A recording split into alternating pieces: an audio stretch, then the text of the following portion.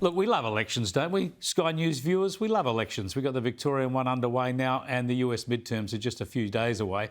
And while Joe Biden has been maintaining a low profile, really, avoiding big rallies and the like, the same can't be said for former President Donald Trump. Here he is rallying the troops in Iowa just a few hours ago.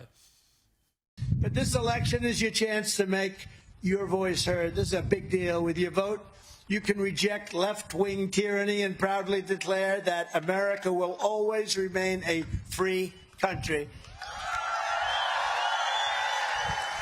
You could take the 5 worst presidents in American history and put them together, and they would not have done the damage Joe Biden has done to our nation in less than 2 short years.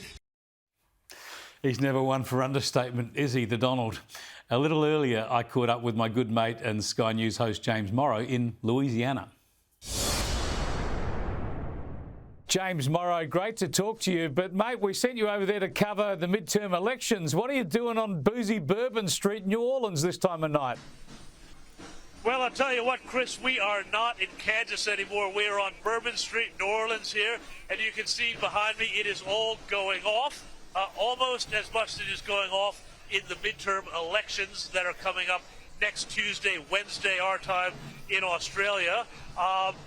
It's just a big party scene here right now, but I'll tell you what, huge issues are happening right now in the United States. Everybody's concerned about inflation, crime, the economy, the borders, and it's a huge referendum happening right now on the Democrat administration of Joe Biden, who was elected 2 years ago to this day.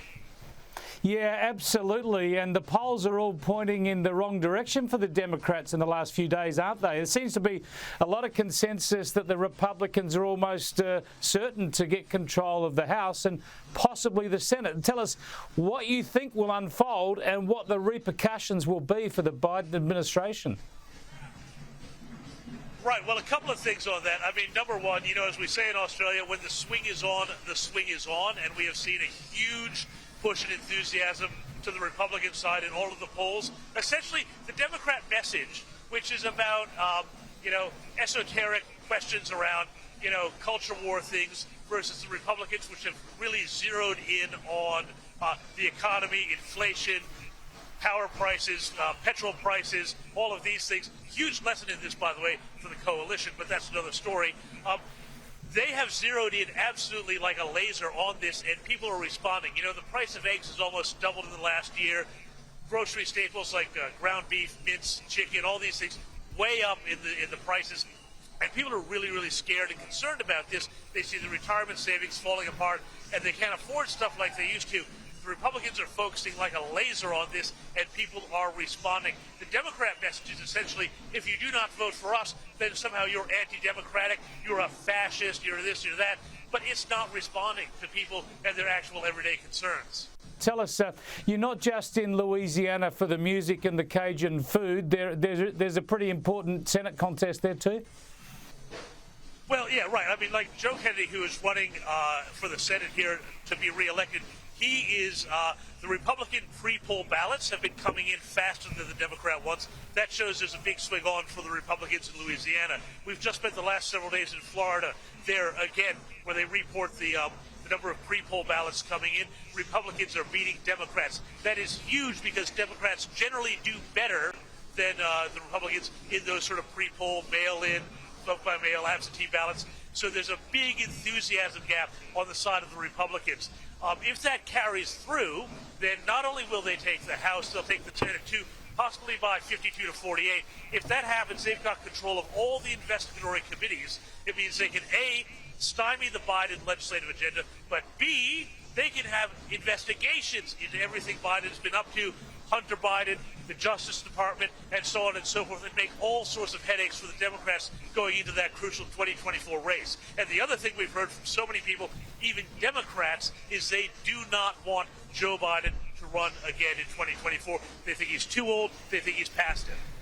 Well, look, you know, I read some speculation of the last couple of days, leaks actually, suggesting that he's looking seriously at putting a team together to run again. This is obviously designed to make it look like that's a possibility during the midterms. He can't run again. There's no way known Joe Biden can run again. And if anyone thinks he can, just have a look at this. I'm going to show you a clip and then get your thoughts on it, James. This is Joe Biden just a couple of days ago, ostensibly talking about education, but I don't think he knows what he's talking about. Well, if anybody think if we're doing it for the first time now in the 21st century, going into the 20th, from the 20th century going into the second quarter of the 21st century, that we'd say 12 years is enough? Think 12 years is enough going into 20, 30, 40, 50? James Morrow, do you think the president even knew what he was trying to say? Well, I mean, you know, he's always had a bit of a habit of stumbling over words, but more and more, you know, these gaffes are so apparent. It really does feel like, you know, he is an older gentleman. He is suffering, I think, from cognitive decline. I'm not the only one saying this. People are saying this.